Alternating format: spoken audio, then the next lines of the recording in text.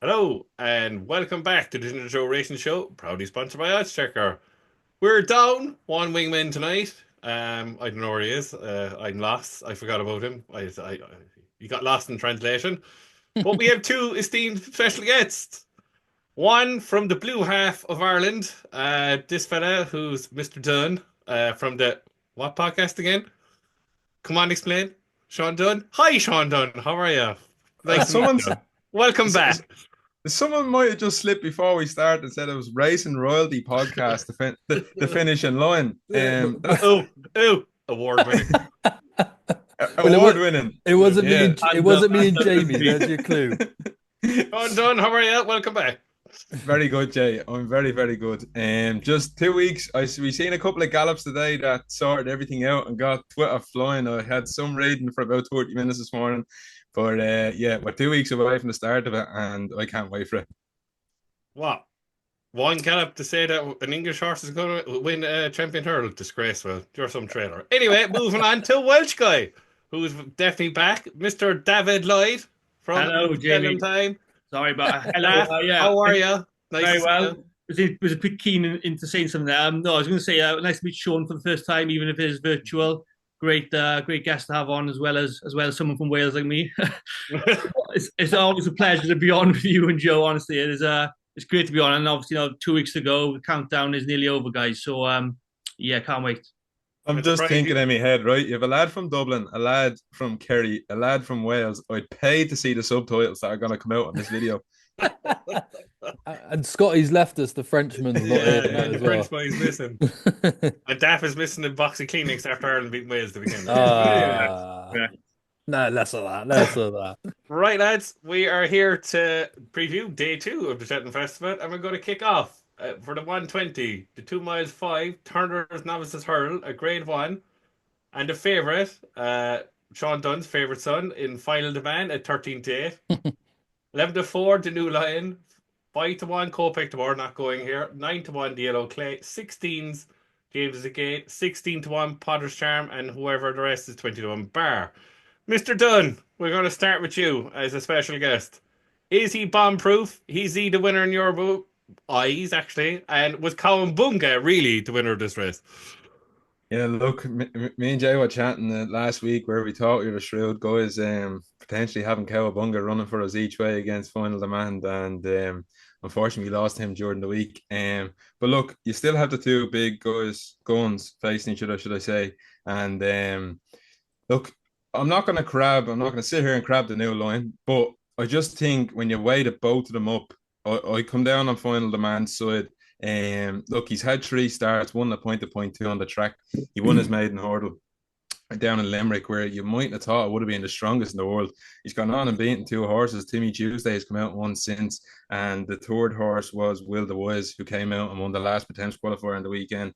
So look, he's absolutely battered them down in Limerick, and then only on his third start, he's gone to the DRF and the Nathaniel Lacey in a grade one, and he is absolutely hosed up. And what took me that day was just how Paul was so confident, just sitting behind on the rail and just pop away, pop away, pop away.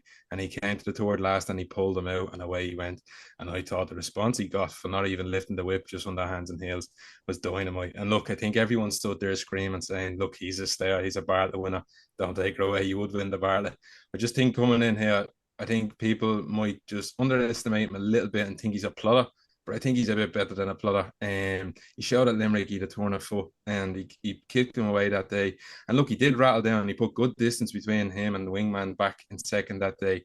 And when you look, I think the New Lions form is a bit suspect in my opinion. Like I think possibly his win against Calais at Valverde was probably better than what he did in the Cello. Like he's gone on to reach a rating of 139 and he's beaten him 4 3/4 lengths.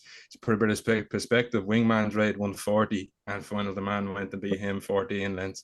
at the Dublin Racing Festival. So just like the level of opposition that they were coming up against, so I'd say the Newell's Lions probably best performance on paper was a second run, and I'm not sure Califa would be anywhere near this race. And the same with the Cello form. Like you have Wendigo, no disrespect, is going to go up and trip. I don't see him as a 2.5 mile horse, and he stayed on all day in the Cello and he came in for second.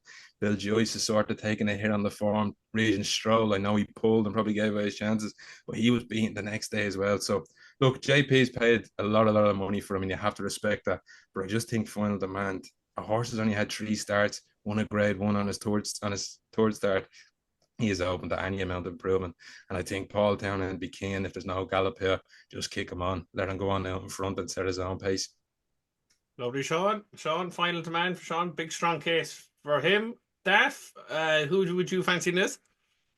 Yeah, it's a race that I can't quite get a handle on at the moment. Clearly, the two at the top of the market are the ones to beat at the moment. That's for sure. I mean, Willie Mullins seems decided to run Final Demand here instead of an Albert Bartlett. And Dan Skelton, on the other hand, is adamant that his best chance of the week is the New Lion. They're two exciting novices, as we all know. They're putting good levels of performances this season. But if you go by trends, I'm just going to play the trend sort of angle on it for the time being. If you look at the form of the Nathaniel Lacey, that Final Demand won last time out, the form of the Nathaniel Lacey at the DRF going into Cheltenham is equally as bad as the Charlow Hurdle at Newcastle. What I mean by that is, so here's a trend for you. Like the last seven, you're getting places. I just gonna put this in because it's the same as the Charlow. Is it trend? The last 7 winners of the Nathaniel Lacey that have run at the Cheltenham Festival the same season include, and I'm going to name the last 7 winners of that race at Leopardstown, followed up by where they finished the same season at Cheltenham. So obviously last year we had Dancing City, finished 3rd in the Bartlett. 2023 we had Goodland, won Nathaniel Lacey, he finished 4th in the Turners, or the Barleymoor as was then known. 2022, Manila Kakuna finished 2nd in the Bartlett. 2021, Gaia de Manil finished 2nd in the Turners. 2020 was latest exhibition, finished 2nd in the Bartlett. 2019, Commander of Fleet finished 2nd in the Bartlett, and 2018, Tower Bridge finished 5th in the Bartlett. So my point with this is, you could argue that the form of the winners of the DRF in the Nathaniel Lacey has been better in the Albert Bartlett rather than the Turners. Mm-hmm. So again, should Final Demand, should he be more of an Albert Bartlett horse rather than a 2 mile 5 furlong horse? It just poses a question to me. Now moving on to the Charlow Hurdle winners as well. I looked at this earlier today. There's been no winner of the Charlow Hurdle, not Charlow Novices Hurdle, that has followed up in March and won at the Cheltenham Festival in the same season since the 2006-07 campaign. Now that horse was Wichita Lineman when he won the Spa Novices Hurdle, which was a Grade 2 race that year. Albert Bartlett started sponsoring the year later. So my point is, you could argue that both races I've looked at, the Nathaniel Lacey and the Charlow, haven't been effective in producing winners during the same season back at Cheltenham. But although this is quite contradicting, I am going to side a bit with the New Lion here. His form looks mega strong, especially from his novice hurdle win in Newbury in November. I mean, 6 out of the 7 horses in that race have won since, including the New Lion as well. His Charlow victory isn't too bad in terms of form as well. And I would say the Final Demand, like I said, is more of a Bartlett type. But Willie Mullins does like to bring his novice hurdlers back down in trip. So I'll side with the New Lion just on the basis that I think he's got more to come, and on better ground, I think he'll be much more seen a better effect. And an each way shout, I have mentioned him on a previous show with you guys. I think Potter's Charm would be placed at best, so he could be an each way player. Lovely, Daff. The New Line for Daff. Joe, I think we've been talking before and off air. Does Final Demand give you? I was actually talking to a friend of mine today about it. Actually, Final Demand, does he give you Pont Alexander vibes? Does he give you Denman vibes? Oh, so beaten in this, but he's going to go on to better things. Would he be for you a 13 to 8? Yeah, no, I actually think he should be near enough odds on by this point, to be honest with you. I don't think we've got too many further down in the field that are actually going to be able to live it up with him. I love the points that Daft's making there. I really did enjoy that because, of course, Everyone's been slacking the Challow hurdle form, but the new Lion, of course, has got form with the mighty Wendigo, doesn't he? So that has to be marked up, Isn't doesn't there a it, to a show degree? without Wendigo? That has to be marked up. They could finish first in the Turners and then go on and win the Bartlett as well, couldn't they? But again, you could say the same, couldn't you? Really, similarly with Final Demand. In all seriousness, he put Wingman to bed, no problem at all. I think he's probably an exceptional horse, and you've probably got to listen to the way that Willie Mullins talks about him as well. I hear a lot of people saying that they'd be worried if it turned into a little bit of a sprint. Well, they're just not going to let that happen. They can send Final Demand off like early and turn it into a stamina test. That's not even an issue, in my opinion. Look, I'd love to see the new Lion go and serve it up to him. He's a really nice horse to look at as well. But I do think that Final Demand's the right favourite here. He looks exceptional. Just going back quickly, Jamie, to a point Andy Cummins made when he was on with us, and he basically said about Final Demand at the DRF, and I pretty much quote, he said, if he goes on and wins this on his second start, he is of the opinion that he just takes a lot of Cheltenham, and I think that's going to read quite true with that lack of experience. And to do what he did was, it blew me away, to be honest, at the DRF. I think he's going to take the world of beating, yeah. Come Uh, on, then. What have you got? You're looking like you've got something controversial. when I was standing, I was supposed in the DRF, Joe, at the stand, and he went past the winning line, and he screamed Bartlett to me. He's Did in the he? wrong race, in my opinion. Is that Uh, just because Mullins doesn't go that way, though, do you think? Or yeah, he just screams upon Alexander. I don't think he's a turn of foot. I think he needs pace, and to be honest with you, if you look at the field, where is he going to get the pace from? I'm struggling. Even if he goes out in front, he screams a brave man's game to me. They look same owner kind of thing. He just screams at me yeah, like if Colin Bunga was in here, I'm like Colin Bunga would win this hands down. I suppose I'm doing a bit of a U-turn. Like I think the yellow clay should be in the Bartlett, but I think he'll come here now. The new lion, I suppose you'd have to crib shallow hurdle for him, but like I prefer the new lion in the Supreme. So when you come into the Supreme and then say that he's a Turner's horse, that he's all speed, and he'll go back, the more likely, like I base Turner's horses, whatever Gallagher's, Ballymore horses, Neptune horses on speed. I'm getting a total U-turn here. I think the new line will win now, 11 to do 4. you? Like Yeah, he's the only one who I think will end up a champion hurdle horse for next year. that is So when interesting. you think about champion hurdle horses, that the records down the years in this race, yeah, I'm taking a U-turn, and I think he'll beat Final Demand. That's just me, not strong because I was 100% all in on Kawabunga. I suppose Willie Munns definitely has one. If he came here as well, is Kisswill is another one who I'd be very interested in. He seems all speed, but he might go Supreme. And the one that I won't discount, and he's 50 to 1. Oh, And he ran in the race with Willie Money, and he ran in the race with Kawabunga. Henry And de it was over 2 miles. Bromheads. Is Cocktail Divan, but look, Kate Doughty is didn't do nothing for the form at the DRF, but I wouldn't give up on it. I said it. I thought with the colours that they'd stick it in the yard with Bartlett, but they've switched it Mm. now solely to the Turners. So 50 to 1 Cocktail Divan would definitely interest me a small bit, but I can't believe doing a bit of huge U-turn. I think just the new line will win. Jay, Is I'll give you a helping hand there, right? Uh, I had actually a couple of stats up me sleeve as well, yeah, but go on. there's a couple that caught me eye. Was 10 of the last 11 winners were trained in Ireland, so Mm, clearly that's the way to go. And I do sort of look across the board, and I know I'm not covering the race today like the Supreme. Sort of look across the board and say the English novices, there's nothing really there that's standing in the way of you'd hope for the new Lion's sake that something else around them would have been up the top of markets. There's nothing really around that he's been around. And as you touched on about like being a bit of a plotter, 10 out of the last 15 winners of this race have 1 point of points. So it might just be a thing in the head that perhaps this was a speed race, and yeah. maybe in Oh, time 100%. it is yeah, starting to turn that a stayer can win it that's once getting quite. the gallop. That is what I like about Jamie's point, though. At the same time, because we're talking about sort of like the lack of speed, but Yeah, when you said there, Jamie, you said, "Oh, the one that could be a champion hurdle horse is potentially the new Lion." That did make me go, "Oh, yeah, that's a pretty valid point in that sense." Because as well, just to clarify, although I fancy Final Demand for this race, straight after the DRF, I was also of the initial impression that Final Demand was a Bartlett horse. It's only recently now that I'm saying I think he's going to be hard to beat, but But the one point as well you have to make is that Willie Mullins has had plenty of good horses have won there with Bartlett, and he's given the impression that he does want to go to the Bartlett, but he had the nice guy, Monkfish, and all them have won at Bartlett, and it's ruined him. Yeah. And that's the other side of it. So Mm. I think I thought his interview after DRF, he was at pains to say, I want to go to the Bartlett really, but I'm just afraid that I'm going to ruin this because this horse is a potential Gold Cup horse. There's Yeah. no doubt about Yeah. it. And Do you know what I mean? And that's what got me. I thought, he's cocked yeah. up like Pont Alexander, and that's what screams to Yeah. me. To be honest with you.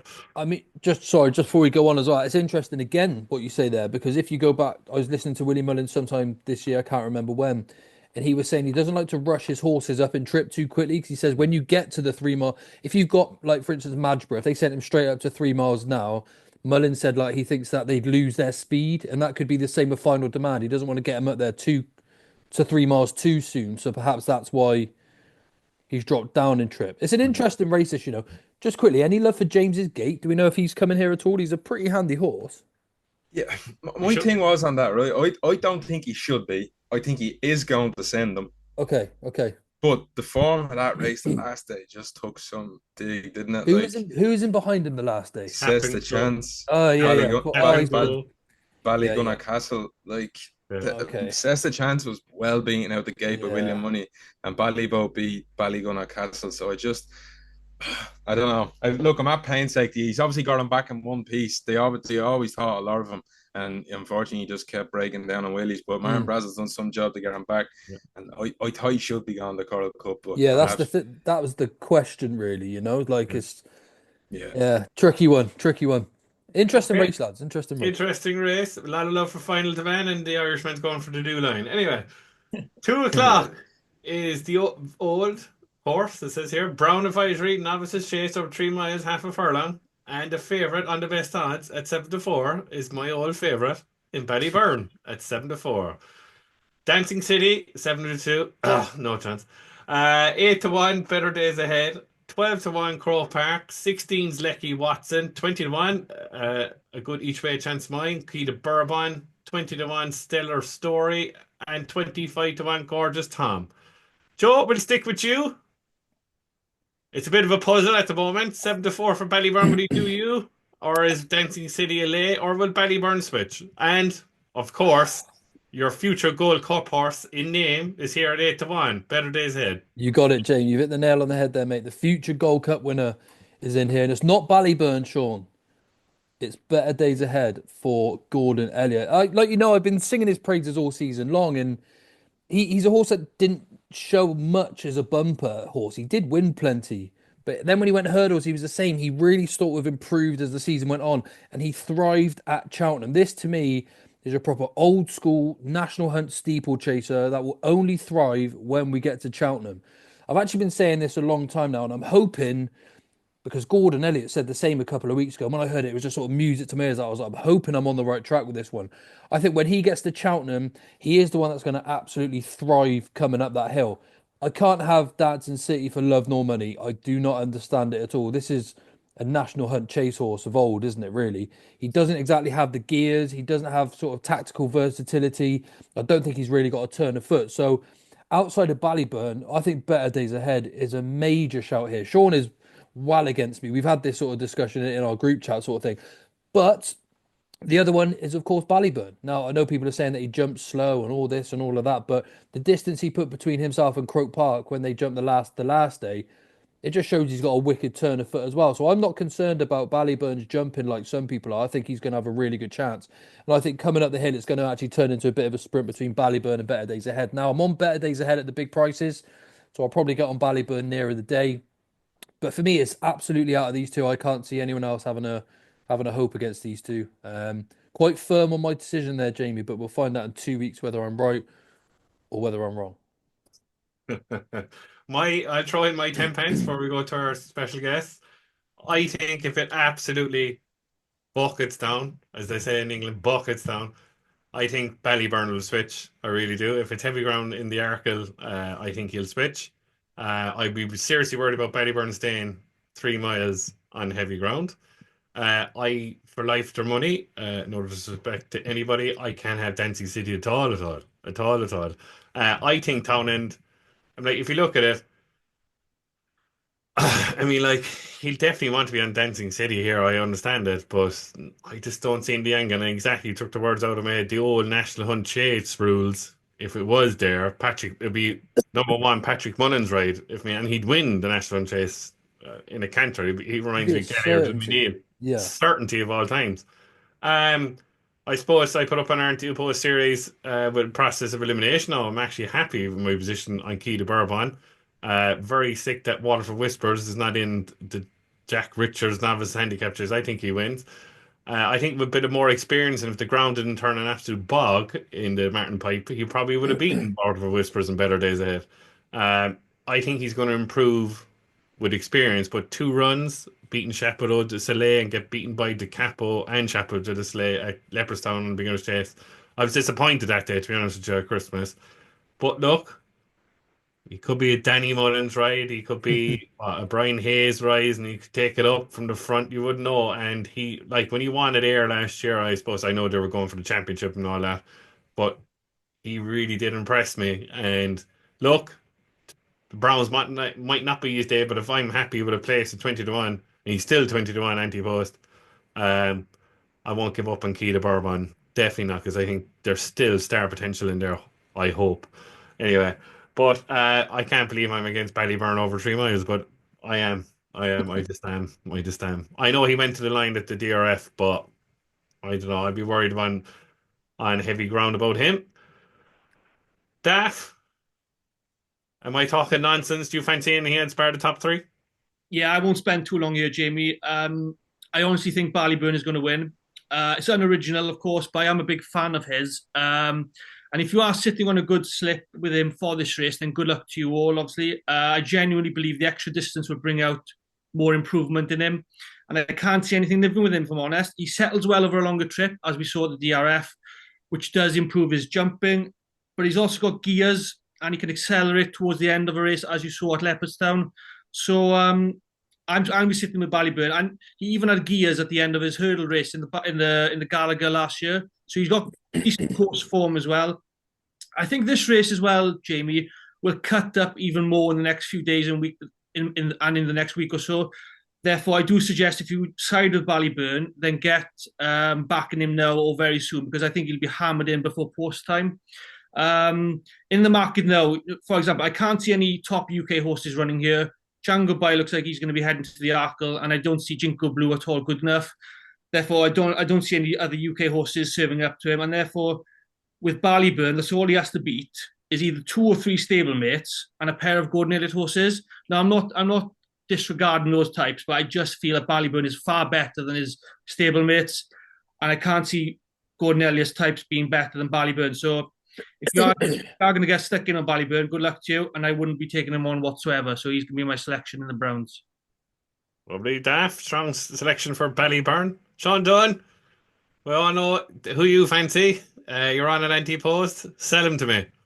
And not even just that. I'm at pain's sake here because I'm as big of a Ballyborn fan as Jay was, and I thought he had the world at his feet last season.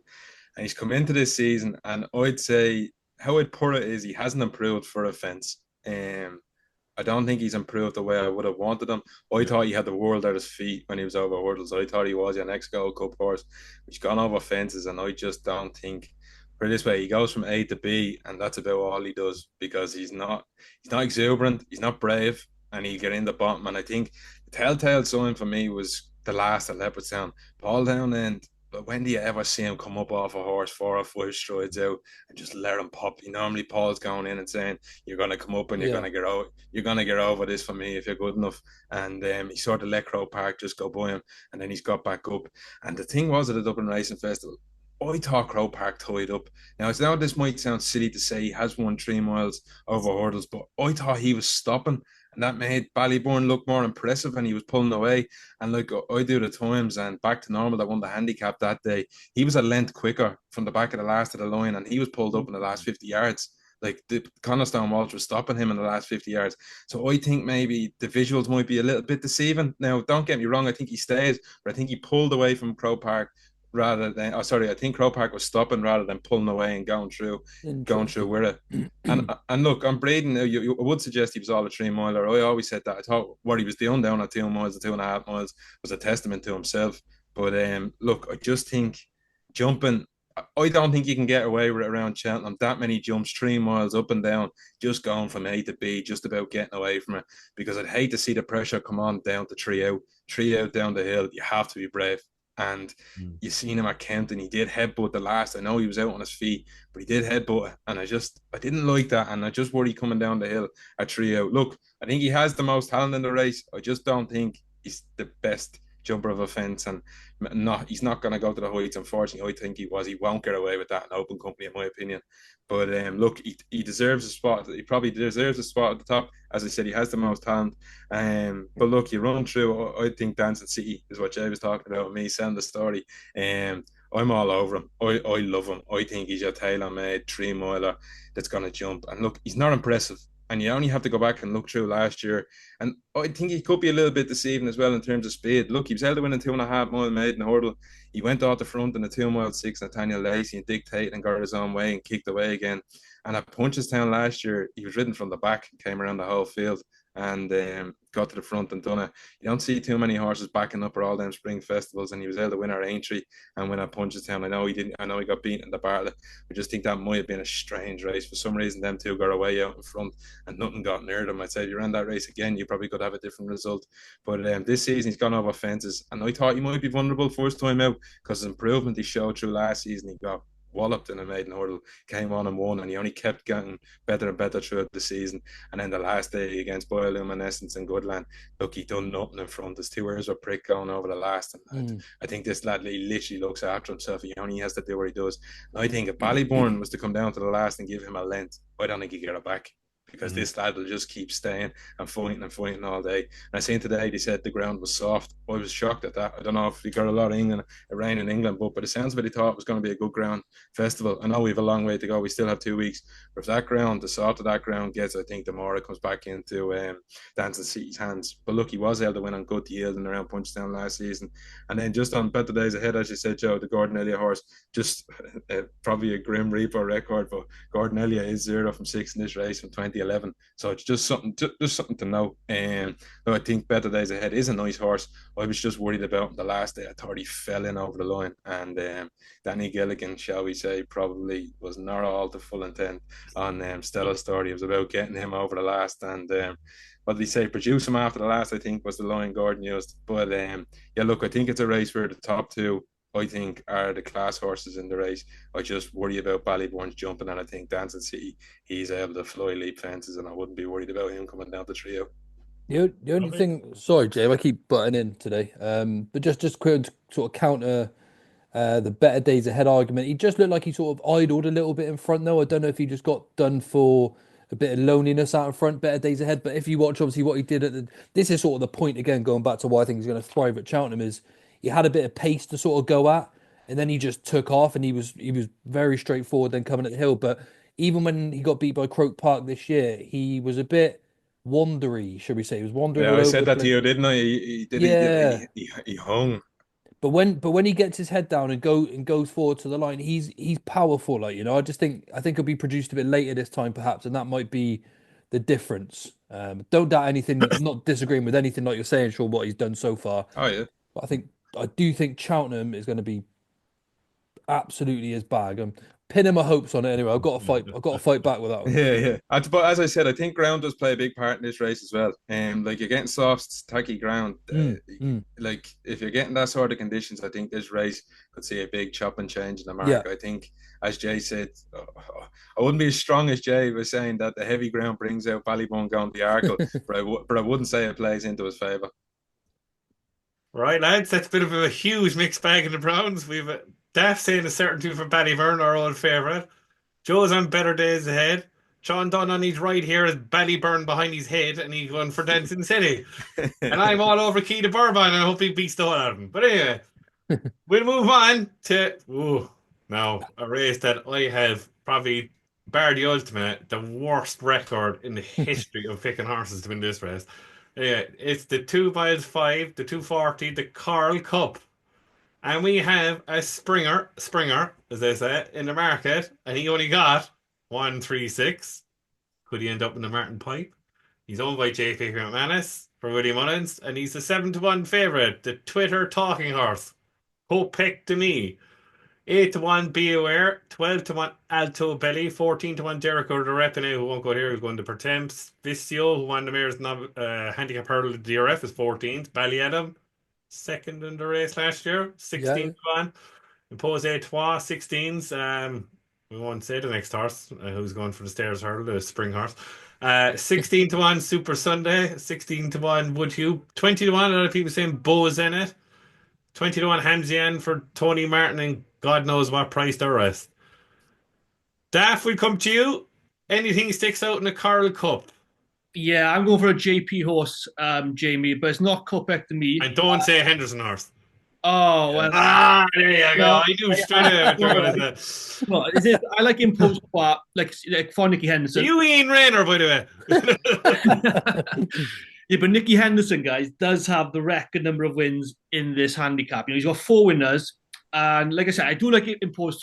He's going to carry 10 stone 11 here if he runs. He's obviously got an entry as well in the Martin Pipe on the Friday. He's had 1 race start this season, winning at Newbury, which has gone up £7 by to 141. Nicky has hinted he's more inclined to run him here rather than the Pipe. He's currently at 14-1 or 16-1, you mentioned, Jamie, with some firms. I think that's a good each way price, I reckon.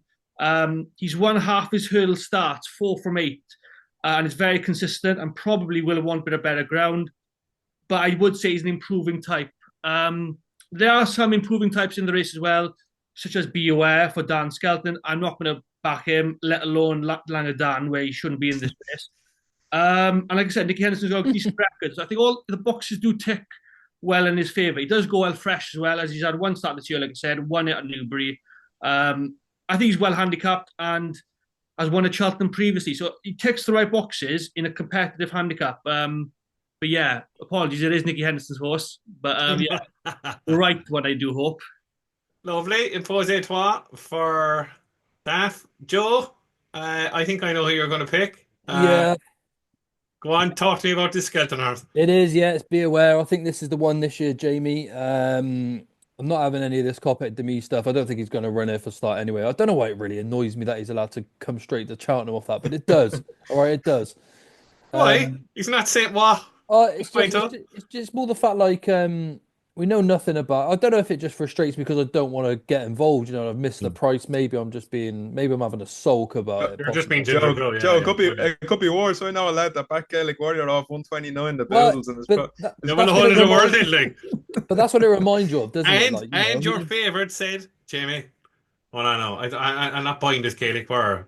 We go with this Brazil, and and I won't say what happened after that. Go on, yeah. But it's like I just don't know. Don't buy into this Kopek to me. So I don't like the fact that he was due to go chasing as well. He's been injured. We haven't seen him for nearly a year. It just puts me right off. I'd like to see him beat, to be honest with you. I really would. It just feels like the ultimate plot, and they know what they've got at home. But anyway, I fancy Be Aware. He's still really lightly raced. He's only had 6 starts to date. He did win his maiden hurdle in a really good style. But the piece of form that simply stands out to me is the Greatwood when he flew up the hill behind Burdett Road, and that was a grade 3. And we know how good Burdett Road is. He's rated much higher now. And Be Aware is going to be well treated off his current mark. I don't see how that's going to overestimate his ability. Surely he's going to be well handicapped. He then ran at Ascot in the Ladbrokes hurdle, I think it is, behind Fiercely Proud and Cabral de Matan, the Paul Nicholls horse. He made a howler of an error halfway round. Then he was minded to the world then after that error, given no sort of race at all. But that's only going to help his handicap mark. I listened to Dan Skelton talking about him the other day, and he said he's really a horse that's now starting to come to the front. He's very, very lightly raced, and I just think he's a very well handicapped horse. So, look, I'm not one that gets too stuck into these handicaps until we get the weights like today, and I am now doing my rummaging around the weights to see what I can find. But Be Aware is a horse that I put up recently on my Oddschecker column. He's got speed. He generally jumps well by that howler. He's got Cheltenham form in a grade 3. You love to see it, don't you? Skelton wins the handicap. Yeah, I he's think, definitely going to give, like I said to you earlier, Joe. I think he's definitely going to give you a run for your money, 100%. I can't see him like, if, like, what is it going to be the turns on the day? What, first five, six? yeah, exactly. You can't see him out of that. I will agree with that. Good run in the Greatwood behind Burdett Road, and Dice Sardines was third. But anyway, I, I think he's soft for a win. That's just me. But look, improvement up, step up and trip is definitely there to be seen. Sean Dunne, I think you're kind of with me. Well, with the mark of 136, this horse could still end up in the pipe. Pipe is for me potential in all these videos and people putting this horse up. Are we with Kopek to me? No, I wouldn't be with him. But this is the sort of race where I think people like a stat, and this is where I've got four. I feel like people really, really like a stat and a handicap because they can't figure it out and they just like to get down the route. And I think four interesting ones I found were 12 of the past 15 winners had a run at the Cheltenham Festival previously, and 10 of them had been in the top four. The next one is 10 of the past 16 winners were rated in the 140s. The 140s, I think, is where you need to be looking for this race. That's sort of in and around the mark you'd want to be. Then the one that goes against the favourite is the massive one. Willie Mullins is 1 from 50 since 2010 in this race. Can you name me the winner? Blowberry. That's the one. Very quick, Jamie. Mark Walsh called in at the final hour to ride him. The only And reason I remember that because my mother picked it out and I didn't. and one of the past 21 favourites have been successful in this race, so it's a bookies heaven. And the Langadan was one of them. I think he went off favourite. Was it him? I could be wrong on that, but I think it was him. But that Kopek to me, Jay, as you touched on, look, I'll tell you what it is. He's come in here with 5 runs and he qualifies for a handicap, and he's form toyed in with Kids Bowl. That might be what people are hanging on to. And the horse he beat the last day in a listed race Love that horse. Went out and beat Kids Bowl, giving him £5. So that might be where the form toys into. And the third from his last race was second in a Grade 1 or auto at the end of the season. So look, if you really, really wanted to argue it, there's points there to back him. But I just don't think Willie will target the Coral Cup. It's not a race that Willie really goes for, and I think it could be the Pipe or perhaps the County. No one really knows what in between distance. I couldn't hang my hat, and I wouldn't want to be betting on what race he'll turn up in. As you said, the El Skelton, not the biggest fan of him, and Joe has made the point for being where I see it. I think there might be a little bit of a touch. I think if you get a price now, you're happy, but I think on the day there's going to be a touch of Langadan, and Skelton's just going to win the Coral Cup every year, and he could be significantly over punted, I think, just because people just think he's lining one up every single year. My little worry was the trip, and you look at his brother Lactic Constance, didn't win past 2 mile 2 furlongs, and it was just a worry in the back of my head. And England thought in my head, will he get 2 mile 5 up a hill?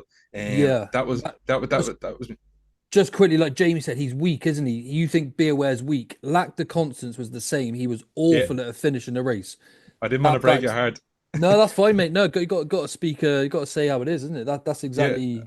I didn't want to break your heart. Like the Constance was just that horse everyone thought was well handicapped, and he just threw it back in your face anytime you put trust in him. And I just looked there. One time he was stepped up and trip, he was beating a mile. He was beating over 2 mile 5 by a 130 horse. Look, it's not to say that he can't, but that's just to say that one time he did, he was second over the trip. But I think Daf might have robbed me notes because I think Impost Toy at 16 to 1 is an absolute smashing bet each way. He's made the point. Look, I think he's an ultra consistent horse. 8 starts in his career, won 4. It's placed in 4, has now been out of top 3. This just stinks of a plot to me now, to be honest with you. I think the line of form that I really, really like is the Betfair Exchange Hurdle at Ascot last December, where he was beaten by Lucia, who then went on to finish third in the Champion Hurdle. And back in third, he had Aldo Belli, who's gone on to be rated 147 this season. So that'd make a mark of 141 look a little bit lenient and a bit of wiggle room. And look, he went to the Lanzarote after that. A funny period for Nicky Henderson. It's where his horses started to turn.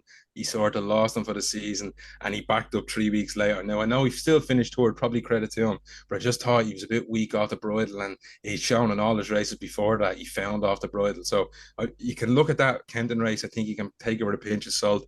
He was given a break, didn't see him for the rest of the season, and came back this season at Newbury over 2 mile 4 furlongs, and I think he was in a worse position he could have been. James Bone had him way off the pace that day. day, and the top two that were up on the pace finished second and third in the race, and he just managed to pick him up inside the last 100 yards. But I thought James Bone was trying to do it, trying to land it and not get smacked by the handicapper. And then when the horse out in front, Guard the Moon, kicked on again, he sort of panicked and he had to get into full drive to go and catch him. And I think that's paid dividend in his mark on. If a mark of 141, I think he's reaped the rewards from just falling in that day. But he's being put away for the race since then, I believe. And Jay, you'll know a certain horse that he lined up off a mark at 140 to win the Coral Cup in the JP colours. Dame the company. Yeah, she was lined up. She won our races early and she was put away a long way out. And as Daf touched on, Nicky Henderson has a great record in the race. William Henry has won it. William Henry's won it. Damn the Company has won it. And Whisper won it. So he likes to line them up. He also had a couple of places. Bold and Devo placed. Greg Neek placed in 2021, and then of course he had Lucky Place, who was fourth last year when the yard were running no sort of races. So it's a race that Nicky likes to target, and I think at 16-1 Ante-Post toy is a great bet each way. Yeah, thanks for reminding me, Sean, about Wicklow Brave, a festival favourite, as the announcer goes, and all of a sudden getting nutted by William Henry on the line by Nico. I'll never forget that. Patrick Mullins in Paris gave him an absolute peach, I will say that, but he just got nabbed on the line. Yeah, I see where you're coming from with Kopek to me and the form, but I think he'll end up in the Martin Pipe. Yeah, after that mark 136, he's definitely going to end up in the Martin Pipe, and he's definitely a potential horse, and a lot of potential horse runs in the Martin Pipe.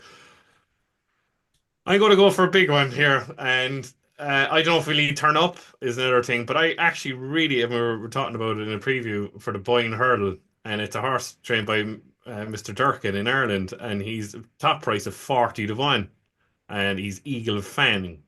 And remind me, Sean, last year at Punchestown, who did Eagle Fang beat over 2 miles?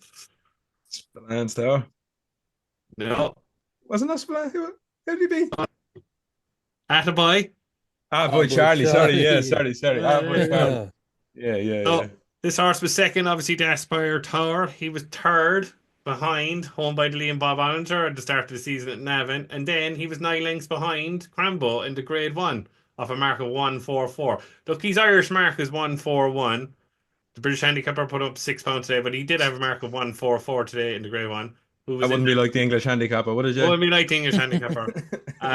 But I suppose, jokes aside, the Wall Park was in that race as well. The Wall Park, we don't know where he's going. Hopefully the Pretemps. But 9 lengths behind Crambo, there are pains, I think, not to win with this horse this year, to be honest with you. And I really fancy him from the boy I heard that day. I thought he probably would have put up the maximum actually in that race.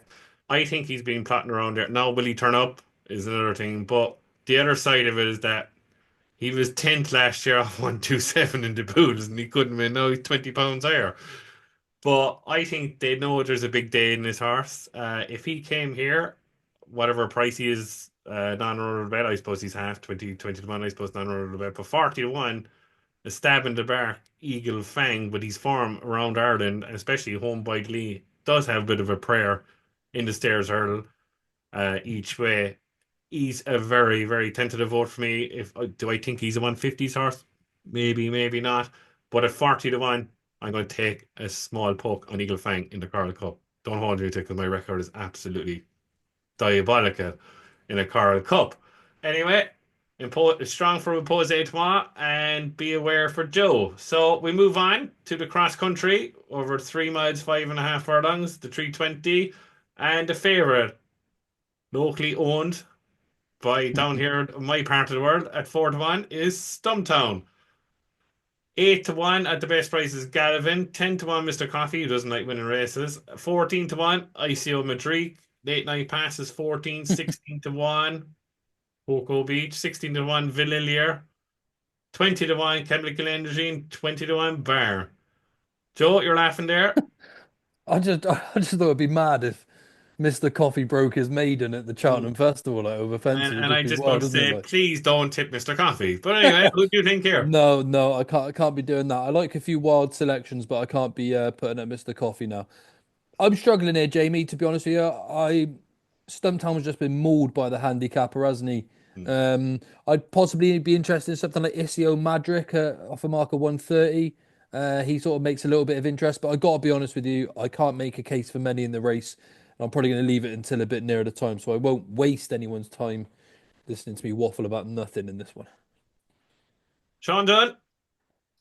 Yeah, look, unfortunately, he lost the ill-fated Delta walk. I was mega strong on him. I thought he was being overlooked coming into this year, and they were playing the old tune of the race turning into a handicap and not being able to carry a top weight, even though he finished second in the Grand National off the exact same mark. But yeah, look, I think it's a race that December and November normally throw up the winners. Experience around this track counts for an awful lot, in my opinion. The Irish phenomenal for doing well in it. They're 16 of the last 19 winners. And funny enough, the odds, there's now 16 of the last 19 winners have been shorter than 7-1. In a race that you might think could throw up crazy results just because it's over cross country, the betting tends to get it right. And look, I know he's up the top of the mark and he's short. I just think the class is going to shine through out of Stumptown. He has a big weight. I accept that. He was put up £8 with a handicap for it. But if you watch this lad run the last day, you take a eye out from about 3 furlongs in. For some reason, he just got his mojo back. He was tanking around the place. Keith Donoghue could hardly hold on to him, and he was jumping everything. And I think the key around this track is the jumps.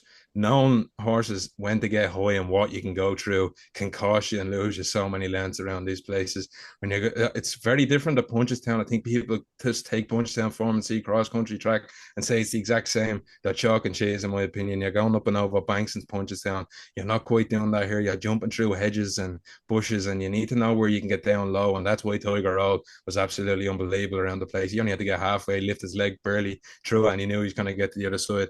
I think Stumptown, just the last day at Cheltenham, he just took my eye out from the get-go. He travelled in. Obviously, we seen Keith Donoghue were a little cheeky ride coming between the two and trying to pull the handbrake, but he couldn't have made it any more obvious because the handicap had seen it as Mr. Coffee looked like he might just come up along the outside. But he comes in here, as I said, you know he goes around the place. He'll stay all day. And I think the softer the ground will probably suit him. You tend to get a bit softer on the inside track around there in the cross country. And I just think, I know he has that top weight, but like, I look through it and I really struggle. If you get soft ground, Galvin's chances are gone. And you're looking down the field, that Joe said the French horse. Unfortunately, we didn't get to see him go the whole way the last day, and he would have been an interesting one, I think. And just because we didn't get to see him, he's a little bit down the handicap. He's not guaranteed to get in. He probably will, but he's not guaranteed. I think And he will. He's number 21. He'll get in. I think he's in is he? already. Number Oh, 21. I thought it was only 16, and isn't it only 16? 30 Yeah. max in the cross Oh, country. okay. He'll So get in, yeah. I thought it was down. Okay, he's in. But I just thought coming down the last day, I wanted to sort of, he's coming out from Mm. France, and I wanted to see how that form weighed up. But I can see the show for him outside. But Stumptown, I think he just, the class is going to shine through, and he'll carry that weight. Yeah. I've backed Stumptown, obviously being a bit loyal to the cause from where I'm from at 7-1 before he ran the last day. But to be honest with you, Sean, there's only two dangers in here, and one's trained by Gavin Cromwell with him. I think he's massively overpriced. He won when no one was looking. I agree with your point. Punches on banks compared to Cheltenham banks is totally different kettle of fish. But like he was only put up £3 by the British handicapper today, and Vanillier has to have a shout at 16-1. I know as well that the rounds have been done for Bustleton as well. He ran in that race as well at 25-1. I think Bustleton compared to Vanillier is hugely ground dependent. I think the better the ground, the better his chance. Now, if there's no weather forecast and all that, and the watering tracks and all that, but we all know from previous experiences, and going back to God, Balthazar King, when he won at the cross country, the faster the ground, the better he was. Bustleton, to me, has been campaigned all year. I'm like, doesn't it scream Tiger Oil again that he ran in the Boyne Hurdle last day? And now he's going to that 25-1 is massive, but the horse that I fancied bar all year bar Stumptown is Vanillier, and I came down. We were coming down all the way down past Obama, and I said to my father, I goes, "What is Keith Donoghue doing here? Why is he 18 lengths clear jumping the last in the Banks race at Punchestown on Bank Holiday here? 16-1 is massive. I think he plotted on there. Could have shown his hand, but I think Bustleton and Vanillier are huge each way and alternatives to Stumptown because I think Stumptown. I know he looked like he had loads in hand, and it's a specialist discipline. We all understand that. To be honest with you, but 157 is massive. Is he going to run to be a 160s horse? I don't. It's just that pains to me that maybe he's going to get caught. Look, if you're an each way better a quarter of the odds, or if you got a quarter of the odds, even money, if you're like that and you want to plow into Stumptown, of course he's going to be in the first two or three. There's no doubt about that. But I think he might get caught, to be honest with you, and that's just me. Daff, who do you think in here?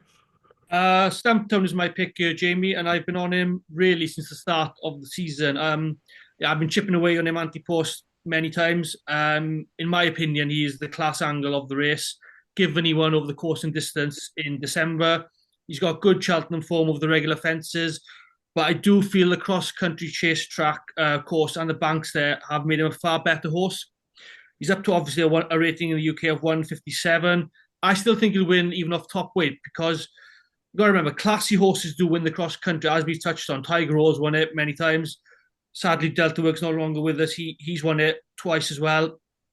Classy horses just win this race. And I think Stumptown, the market isn't, I don't think that the strength and depth of this race, despite it being a handicap, is strong. So I think Stumptown is by far the classiest horse in this race and should go and win a claim victory, really, Jamie.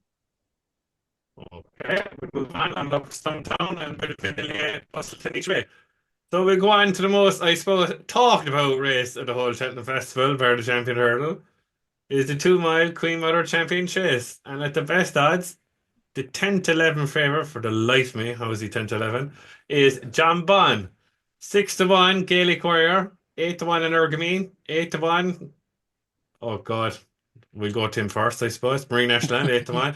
Solness at 9s. LA France is 10s. We heard now. LA Fabiola is not going here. 25 to 1 Banbridge.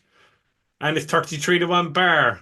Joe, you might have a life here. Will he get his ground? And it looks like he might. Marine National. Come on. Here we go. 8 to 1. Are we on it? He might, Jamie. He might. I mean, everyone forgets they're all talking about how Solness is potentially the dark horse. He's had 17 chase starts. Marine National's had 5. He's the up and coming horse in the race.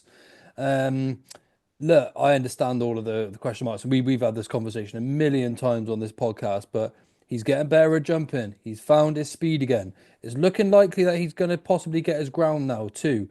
I'd have no problem seeing him reverse that form of Solness, that's for sure. If anyone thinks Solness is going to get the lead that he's been given the last 2 times around Cheltenham, you're barking up the wrong tree there because he ain't got a hope of going off clearly like that at Cheltenham. And even if he does, he's not lasting up the hill. That would even just set it up for Marine National anyway. John Bonner's obviously the one to beat. I'm under no illusion. But this could be the fairy tale win of the festival, couldn't it? Like, and it'd be great. It'd be great to see that happen for Barry and of course for Mikey. People often crab horses if they're not winning every single race, and people wonder why I love this horse so much. I mean, not only did I shout about the rooftops and I love him as a horse, but he gave me the opportunity to get close to Barry, to get close to Mikey. This is a horse that's given me a lot within racing, and I'd love to see him go and win the race. I would, and there's been a lot of doubters and a lot of people saying he can't breathe and he can't this. I think it's a massive discredit to his owner, his handler, that he wouldn't be running unless he was fit to do so. I think he's starting to prove to everyone that he's a good horse again, and just because he hasn't gone and won all of his chase starts this year doesn't mean he's a bad horse. He'd beat the majority of 2 milers out there. So look, let's have a fairy tale win for the good people. That's what I'd like to see. Lovely. Joe. Marine National for Joe. Daff, are we John Bunn? We are John Bonn, Jamie. If he runs to the level he has been all season, he will win this race. I've been bullish on a fair few horses tonight, but he's the one I'm really bullish about the most. I mean, he sets the standard, and I think he's matured more this season than he ever has, and he's convincingly put everything aside that he's faced this year. Gaelic Warren, he's too many things in his favour to be able to win this race. So I couldn't have him anymore. Despite the start of the season, I was very warm on him, but I've done a full circle on this race now. I was a Gaelic Warrior fan. No, I'm not. I'm 100% with John Bonn. John Bonn is just so uncomplicated the way he's ridden. He has a great partnership with Nico de Boinville. He can come up with a pace, sit behind. He jumps phenomenally good, and he stays. I can't see anything but a John Bonn victory, to be honest. And again, it's unoriginal with my selection, but he's the type of selection you put in your ACCAs. I just feel he's so bomb-proof in this race.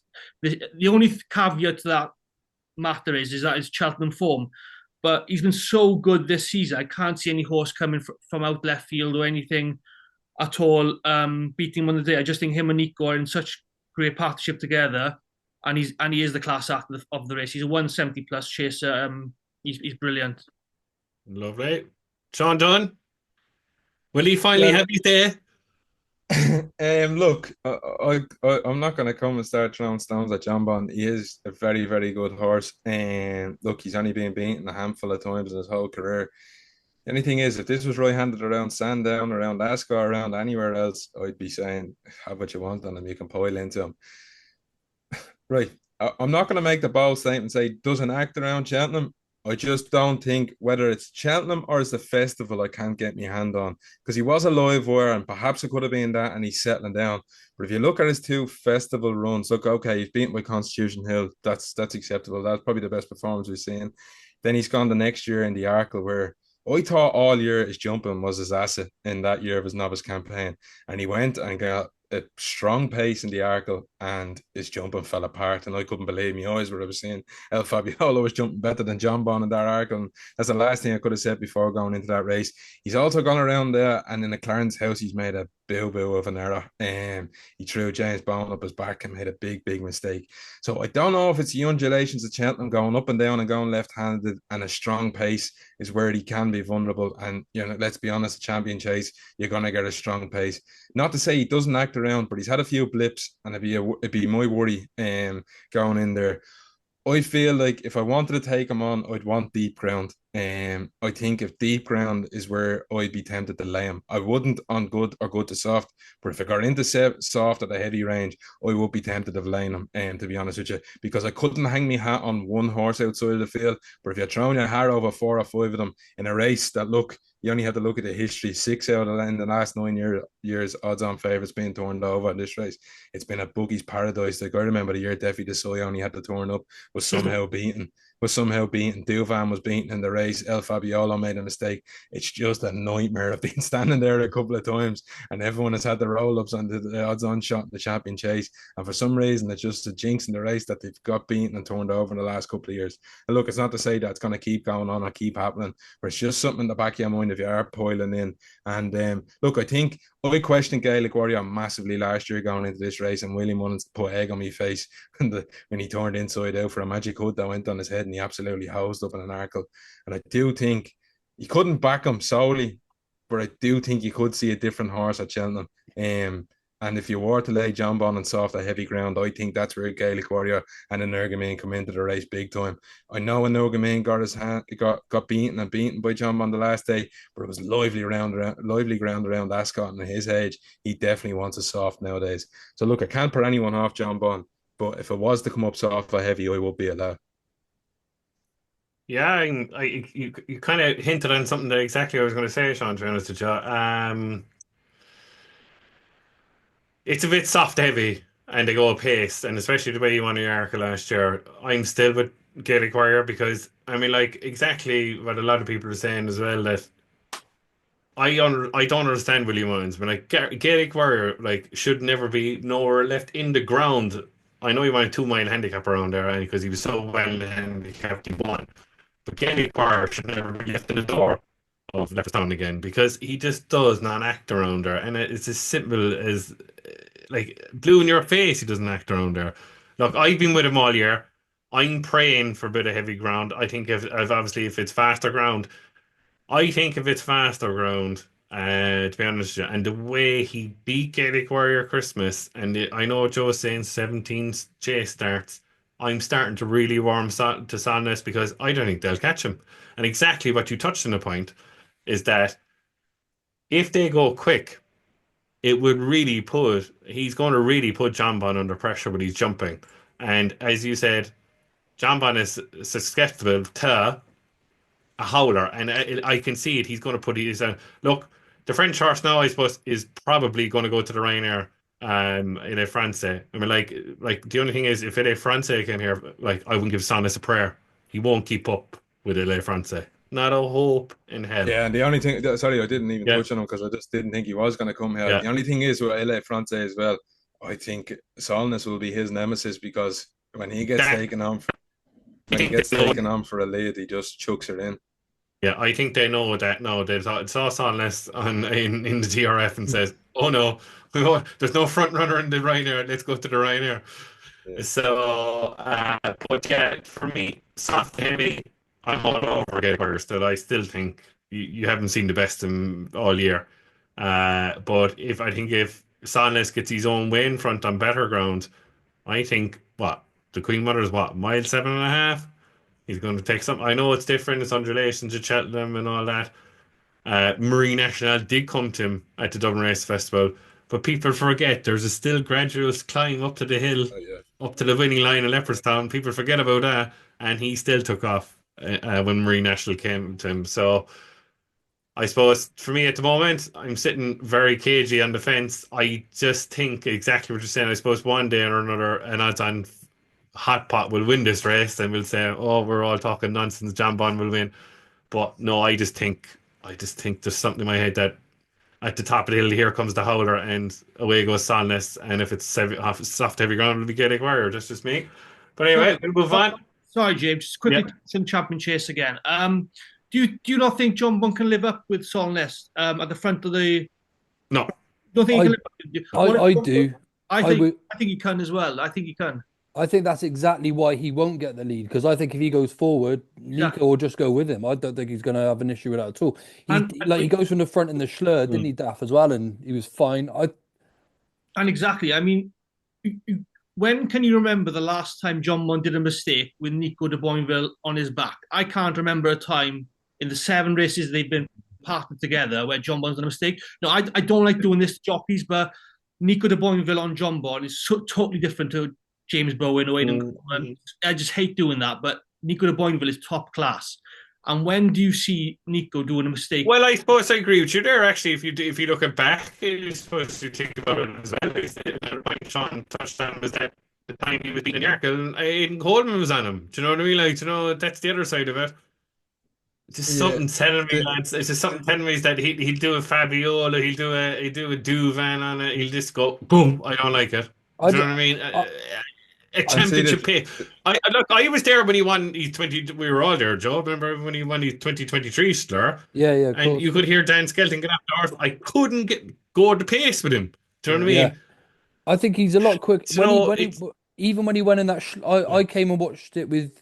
Yeah, I was with you, wasn't I? I came down to Kerry when we watched him win at Cheltenham at the this year, winning and line. We were halfway up half just in front of the last yeah, fence. To Jesus be honest with you, Christ, yeah, we man, were. Yeah. they went some clip there, and honestly, like as well, like I think John Bon is so versatile. He can just do anything. Like I'm with Daff, I suppose. In this one, I just don't see if they want to send Dele France forward, do it. John Bon will match that. If they want to do the same with Solness, John Bon will match that. There's no way they're going to let him have that lead at Cheltenham. yeah. And I think if he tries it at Cheltenham, he's going to be his downfall. Again, it's a really interesting race because you can Yeah. see it. I can see the point from everyone's perspective, like but this is the intrigue about it. But I'm with Daff. I don't think we're going to see that run from Solness again. I don't think anyone's going to allow him to. They ran against each other at Sandown as well, and Solness couldn't sort of keep the pace then with John Bon. Yeah, So, but that's right-handed, lad. and he is better right-handed, to Yeah, be fair, yeah, John Bon, isn't he? But It just oh, just even some on Daft's races will point, be. like just even on Daft's point, I think I do get your point that Nico going forward on him. I'd say the last day at Ascot, Nico gave him an unbelievable ride because he was in front, but he wasn't doing everything he had to. I don't know how close. Basically, it's how much nuts has Nico got to sit as close as he wants as on it without saying I'm doing damage to myself here and I'm setting her up for the ones in Uh, behind. So, like, I don't know if you go out and set a helter skelter pace with Solness. I just think if Inogamin or Gaelic Warrior were at their best, or the likes of Marine National, who's looking for a race to sort of collapse in front of them and come by with the speed, I just think I I don't know how much of a bottle you need to have as Nico de Boinville to judge pretty early on because you can't be going too far. If you go 4 or 5 furlongs into this race going quicker than you should be, you're sort of up shit creek straight away. So I'd say it'd be a tiff for tat, I'd say, of Nico trying to pop off with Solness, and then if he's going too quick, he'll just sit back into the gear and come back to the field. I, There's no margin for error in a Yeah. 2 mile champion chase. There's no room for error. I just think the solid option with his jumping is John Bon. Like Solness can jump from the front and can maintain that speed. But John Bunn's obviously one of 2 mile half at Aintree as well, so he's got stamina. I just feel I can't say anything beating him, guys. I respect your cases and stuff, but for me, he's the type of horse you put in your ACCAs and you just rely on him bombing in. I honestly think he'll win. And look, I put it this way Belter of a too, race. and I'm going to leave it. I'm going to leave it one thing, and I'm giving you an Ante-Post pick for the King George. 10-1 for the King George, Sean Dunne. Absolute certainty. Go on anyway. I'll leave it at that. So we'll move on to the Grand Annual, the 440 over 2 miles, and the favourite here at the best odds. I think he might be going Champion Chase as well. Is Liberty Hunter at 10-1. Last year's winner, 11-1, Unexpected Party. 12-1, Firefox. 12-1, Jazzy Matty, needs about, 14 to come out, which could happen. 12-1, The King of PRs, my mate Mozzie, who doesn't like win races, 14s. 14-1, Sco Scottish. Touch Me Not, Arklebone, I'd say 14s. American Mike, Up and Trip, 16s. There are a lot of horses in the betting here, a different thing. 60-1, the winner of the 2 mile handicap at the Clown Derrick, the Red Pen. Hunter's Yarn, 16s, God knows what price. The rest, I'm going to put my 10 pence in at the start. My horse was only put up £1 by the British handicapper. He was the second to 2 favourite against Pound Derrick at Dublin Racing Festival, and that is the Gavin Cromwell trained at 20-1 is Midnight It Is. I think, hopefully, 14, 15 horses come out of this race, and he runs. He's going to be down the bottom of the weights. He won at Navan early in the season. He was third to the King of PRs in the Danmore at Ferry House. Gavin Cromwell said he was post-race coughing. He clouted the fourth last at the 2 mile handicap at the Dublin Race Festival. To be honest, as I said, we touched on his name earlier, Andy Cummins. I'm kind of stealing his thunder here in a way that if it's not the Dublin Race Festival, the Grand Annual is his day. I think it's a Keith Donoghue ride all day, 20-1. If he gets him down the bottom, I am absolutely all over Midnight It Is, and I think he'll win. Sean Dunne, have we a fancy here? Yeah, I do, Jay. And you know what? I was giving up crapping earlier on, but I'm back in his camp now, and I'm all aboard the Dan Skelton training regime of getting horses back to Cheltenham festivals Oh off, no. off a nice little mark. And look, I think he's going to be one people are going to latch on the day, and it'll start warming up to as you get closer to the festival. But Unexpected Party, I think he's a great price in here. I think you said he's still 12. Did you say 12-1 still, Jay? 11-1 best price. 11-1, like 10-1, I suppose. 8-1 general, I suppose. Yeah, and like you're getting 4 places. It's his target. You wouldn't be afraid of going into an Ante-Post bet. You don't have to take non-runner money back, barring something happens to him between now and then. That'd be unfortunate, but the games are Ante-Post. But I just think at 11-1, he's a smashing bet each way. Look, he's a 10-year-old coming back, and he won it last year. And I know I can't get the start at the top of my head, but I know the lads in the chat were saying previous winners coming back haven't got a great record, and only one is placed. But this lad, I think, is being lined up to come back at the race. He went there last year off a mark of 138, where he beat Liberty Hunter, and he's come back this season off a mark of 144. He's £6 higher. But I think if you go back and watch that race, it'll tell all. Like he went out in front that day. He was up in the lead, and Harry Skelton's turned in off the bin. He's only given him one smack after the last, and he's gonna beat Liberty Hunter, as I touched on, who was rated 139 last season, has now gone up to a rating of 151. So if he's to go up against him, there was a £1 swing last year. He's now got a £7 swing, and he's still beating him a length 3/4. I don't see that form turning, in my opinion. You look, Harry Skelton's hit him one after the last, and he's gone away. So Liberty Hunter has gone up since. He's gone up to £12, and Unexpected Party has only gone up 6. And look, you might say, people might look and say he is a year older, he is 10, but he's coming in here on better terms than Liberty Hunter. I can't for the life of me figure out how he's a bigger price than Liberty Hunter coming in here. I accept Liberty Hunter's gone on and ran very well this season, but if you watch Unexpected Party, his form lines are 5-2, 4-2. Just watch half of them rides and you'll understand why he's been finishing out of places and not being in the mix. As I touched on, he comes back in here £6 up from last season. I think he'd get the nice ground, good to soft ground. He'd be fine on that. He'd be up in the van. I just think you look through this field, and I looked at the weights today. I think there's an awful lot of junk in here, to be honest with you. I don't think it's the strongest Grand Annual in the world. you've horses in here who will be very cold on, and he somehow creeped in at the bottom of the weights. He's not going to have a big weight. He's second in at the bottom. I understand a couple are going to come out, but he's not going to be carrying a monumental 11 stone 10 or anything like that around this place. He'd be low 11 stones, and I think he has a nice, perfect way up in the van, out of trouble in a Grand Annual, where you want to be. I think if he gets a spin out of this lad, I'd say he's being lined up to come back and have a right good proper bash at it. And I just don't understand this difference between him and Liberty Hunter is baffling me, and I think people will come in on the day and row in behind them. Yeah, I think you're right there, Sean. He's definitely going to go off favour anyway. Daf, any fancy here in the Grand Annual? Yeah, I hate to say it, but Sean's got completely the opposite view to what I have. He's gone with Unexpected Party, and given the brilliant case for him, I've gone for Liberty Hunter here. And yeah, I just think Liberty Hunter's a far better horse this time around than he was last year off 139. Like Sean said, he got done for speed up the hill last year with Unexpected Party. But Liberty Hunter won at Cheltenham in December really well, came second in the Game Spirit at Newbury most recently. Like you said, he's still roughly at 8-1. I think that's a decent price each way if you want to go in for that particular market. He will want a bit of juice in the ground. And it's a bit of a sentimental bit. I hate doing these bets as well, but I backed Liberty Hunter last year in the Grand Annual. And I just feel he's got unfinished business in this race. I think he was my best handicap shot of last year's festival. So I'm going to go back in with him this time around. I think he's a better horse. Evan Williams is a good target trainer as well. So I wouldn't write him off of your peril, I think, because, like I said, he is going to be carrying more weight. He's a much higher rated, but he's a better horse this time around. He comes into after winning at Cheltenham, having a good run at Newbury. I think he'll be better suited this time around. But Sean's been a great case with Unexpected Party, so I am quite wary about that. Joe, don't let me put you off. The Grand Annual, Joe.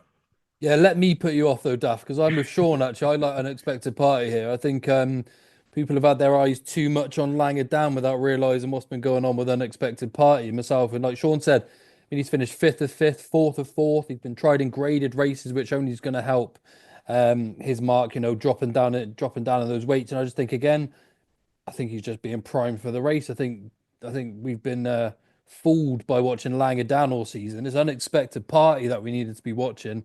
Yeah, look, nice and simple. I think Unexpected Party comes good on the day, and then everyone forgets about Langer Down until the Thursday. Okay, 2 for Unexpected Party, 1 for Liberty Hunter, and Cameron Cromwell will win the race with Midnight it is. So anyway, we're on to the final race of the Wednesday. It's the 520, 2 miles half a furlong. Is the Weatherby's Champion Bumper, Grade 1. And the favourite now, impressive there last week at 4-1 for Willie Mullins, is Game of Inches. Coca-Cabana is 5-1. Win Beneath by Wings, Martin Pipe, David Pike, 13-2. 7-1, Bambino Fever. 8-1, Clipso Chance. 14-1, a horse shouldn't be in the race, is last year's third in Gillon Duderay. 16-1, doing the rounds at the moment for JP McManus, is Aqua Force. 16-1, Kaiser Bod, and 16-1, No Drama Descent. 25's Gavin Cromwell's Champagne Fury is impressive at Nace. Sean Dunne, talk to me about the bumper. Wide open. Yeah, wide open, full of promise. Perhaps the best horse going forward won't win the race, but you've plenty of talent in here, I think. Look, you look at the top. We had no Willie Mullins horse, and I was sweating. Wouldn't be like to pick a Willie Mullins horse on. You know how I feel about these, but then the Tisdales decide to unleash 2 weapons in one season, and they've got Game of Inches to go out at Punchestown. Look, it wouldn't be for me purely because I just think it's a lot to ask. I know he's an older horse; he's a 6-year-old coming in here, but it's a lot to ask to go from making a debut 3 weeks before the Cheltenham Festival, and I just hate to see them. I don't want to see him leave it all there. Cousin Vinny did it, Sean. Cousin Vinny did it. Yeah. That's what I was just about to say. He has done it before. Is the nemesis. Look, you have Coco Cabana as well. If you had to ask me which one of which, I would take Game of Inches. I think Game of Inches is a better horse. Just how he cruised around that race, he was a good point-to-point winner, and he just he's had some swagger. Like Paul then, Patrick Mullins didn't want to open him up in fear of what to take out of him going into the festival. He said anytime he's opened him up at home, he's got the answer he wanted to see. Look, the English horse I can't have a bar of. I couldn't touch him with a barge pole. I wouldn't be surprised if he was out the back of the telly and this didn't even finish in the places. I think his Irish form, I'm going to sound contradictory here now in a minute, but heads up the horse that he did beat. I think people are looking at that and taking that form too literally because he has form tied in with others, but he wasn't the same horse that he raced down the stall that day. They found out how to get him right and it was off the front. He's then gone on to Ascot in a race where the second has come out and being beaten at Kempton the weekend. I know there's only been a couple of horses down the field come out. They haven't won since. I'm just skeptical. A big margin winner like that around Ascot, the form hasn't really worked out. I'm just not with him at all. And I think the one that's being put away and probably being forgotten about is Calypso Chance. I think he's dynamite coming in here for me. I know he made his debut earlier in the season at Punchestown, where you look, he obviously doesn't do anything at home because there was no talk around him, and the talk was about 10 other horses bar him, and he's come out blown Sword of Guard, the state man half brother away by half the track at Punchestown. He's then come out and he's went to Navan early on the season, as I said, in December, and he's won a listed race. And I think again, jockey bookings. Patrick Mullins got the ride over Charlie Swan. Charlie Swan wanted the ride Classical Creek, and you just look at this lad travel around the place. He travels. That's what you need in a champion bumper. You need to be able to get yourself in a nice position, get you out of a hole. And Patrick Mullins, I thought, taught him the whole way around. He kept him down the rail, and pulled him out with his chance. And he went and ate up that Navan Hill. He went out right through the line. He picked up for every answer. And Patrick got off that day and said he's a very good one. And his course, he's riding for the enemy. So I think they know where they have their Calypso Chance, a solid horse. They've skipped the Dublin Racing Festival. I think he would have been carrying the penalty in that DRF race, if I'm not wrong. And look, it probably makes sense to skip that and go straight here. And at 8-1, I think he's a great price. Yeah, Sean, you actually echoed exactly what I said. Was going to say, sorry, about Calypso Chance, especially in that Navan race. I thought it was a pure teaching by William Patrick Mullins that he went in, he got him boxed in, he let him out, and away he went up to Navan Hill, and his speed figure was insane. Especially up in Navan Hill, it's something I definitely look in a bumper horse. But exactly what you're saying, like he beat heads up, absolutely bolted up in Morgana Day. It was above there in Punchestown, and of course, who beat heads up at Galway? Paul Cannon, who won the Great Bumper at the Dublin Racing Festival. The form is there to be seen. Obviously, I'd say Harry Swan will get the ride. Um, yeah, I know I put up Fortune the Mare. I was very impressed with him at November, and I backed the Nichols horse, who they're a bit shrewd on. No dramas this end in the race, but if I was going to say 100% my top pick at the moment, um, since he's gone away and he's been put away for the race, obviously. I know they were saying that the Kingstown don't really target this race and the whole. I'm not buying that. They don't, Uh, Jay. I don't buy it yeah, because they're buying different yeah, types nowadays. They might have in the past, but they're now changing the yeah. type of horse that they buy, and I think that trend is going to be booked That completely. train's gone out the door completely. But 8-1 top price at the moment is massive on Calypso Chance, and I think he'll win. Yeah, Joe, are you with me? I am. I do like Calypso Chance. Absolutely. I'm just bringing a horse up here. I can't remember where he ran for the life of me. Cavanis as well. Ran at Mm. Leopardstown and won an even money favourite. Hearing a few sort of good vibes about him at the moment. He's another one of these Gigginstown horses. Is But he I going, do, Joe? Just interested. I was out in Leopardstown. I was a big fan of him. I just thought he looked a little bit weak, a little bit behind. It might save yeah. him. I heard, who did I hear? Jesus. Bumper rider for Swan, Gordo. Yeah, Charlie Swan. Harry Swan. Hardy Young Swan, boy. Young Harry Swan. Charlie Swan. Geez, that's going back some years, isn't it?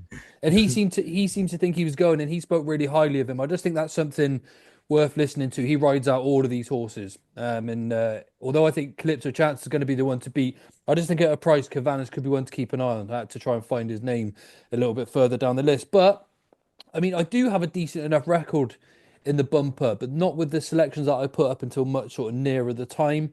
There's a few I've liked this year. I liked Spinning Yarn. He bombed out the other day. Clearly something up sort of with him. He Can't Dance. He's been a little bit disappointing.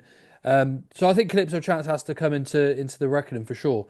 But Cavanis is well worth a second look as well at 25 to 1, much bigger prices. But look, I'll hold my cards close enough to my chest for now until nearer the day with the bumper. I don't think it's too wise getting stuck in too early. Daf?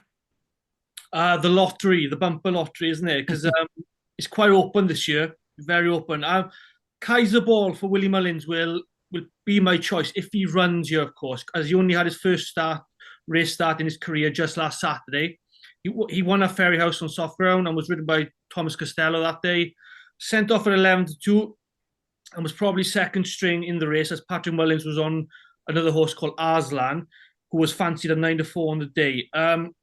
Kaiser Ball came off the pace and won in the end by 7.5 lengths to the horse in second and 10 lengths to Arslan in third place. So it was a creditable performance. And I wonder if he'll run so soon from his first bumper to Cheltenham. But at 16 to 1 non-runner money back, I think he's worth a stab. So I've had a bit of a price there on Kaiser Ball. Willie Mullins always sends about 5 or 6 horses in this race to the bumper. It's not always the first string that comes out on top. So I may have another one come the day, but for now I'll probably side with Kaiser Ball. I think he's roughly about 16 to 1, and I'll make sure that's a non-runner money back bet. Lovely. I agree with you on that, Daf. I think he was a very, very good winner. Just about he, and it could be a bit too close that, but if he does go, I'd say I won. I don't know if you do or not on the exchanges. I'd say because look, the whole market revolves around Paddy Mullins' ride, and you can end up getting some great prices in this race because the Paddy Mullins ride dictates all on the Willie Mullins horses. I'd say he is a fair tool now, to be honest with you.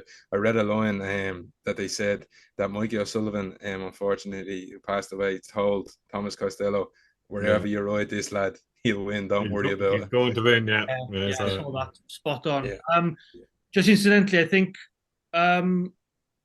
this horse, he'll probably be ridden by Thomas Costello on the day, so that probably makes a bit of a hint. But if he runs in Ferry House over East, is it Easter weekend, Ferry House? I think he's a shoe-in but there as well, to be honest. So you got course form there, but just incidentally, off Cheltenham, off the track, I think he'll run in Ferry House as well if he doesn't run in the bumper. Lovely. Lads, thank you very much. We're going to put you on the spot, and we'll start with you, Daf, since you spoke last. Your nap and next best for the Wednesday of Cheltenham. Okay, my nap. I'll probably stick with Ante-Post in the Coral Cup. I think he's going to run well for Nicky Henderson, who's got a good record in the race, as I mentioned. Very well handicapped. And my next best, what do you say? My next best or each way, James? Best each way, whatever you want. Best each way. So I haven't even thought about my best each way yet, but next best, I'll go with Potter's Charm in the first race. I still think the Twiston Davises are very bullish on him. So each way for Potter's Charm, I think 3 or 4 places will do me for that. Lovely. Sean? Yeah, look, I'll put my neck out on the line, the first, and I'd say Final Demand is going to win the Ballymore, Turners, whatever else you want to call it. The Neptune. The Neptune. He'll go and win that, me nap. And then my next best, as Steph has touched on, Ante-Post Toy. I think he's a great bet each way in the Coral Cup. Lovely. I'll go before Joe there. My nap is Midnight It Is in the Grand Annual, and I suppose my next best would be Calypso Chance. Joe? Yeah, my nap of the day is going to be Better Days Ahead, without a shadow of a doubt. I've been on him for a long time. But I wanted to nap Marie National, obviously, with all things. But I'll go nap him my next best. Got to get him in there. Everyone knows I'm going to say it, so. Right, lads. Thank you. That's the end of day 2 preview. We'd like to thank our special guest, Sean Dunne. Thank you very much. Thanks very much, Jay. It was great to be on. Anything chatting Cheltenham was great now. And Mr. Daf Lloyd, thank you very much. Yeah, thank you, Jamie. Nice to meet Sean for the first time as well. Thank you, Joe, for having me on. Excellent stuff, guys. Well done. And to Bossman Gent. Yeah, nice one, James. Again, thanks to Sean and thanks to Daf. That's becoming a bit of a regular. Sean's becoming a bit of a regular, unfortunately. No, no joking. It's great to have the lads on, and look forward to talking to you both as well. Drawing Cheltenham will be a great week for us all. Lovely. That's the end of day 2 preview. Like and subscribe. We're sponsored by Oddschecker, and we will see you for more special guests for day 3. Thank you very much.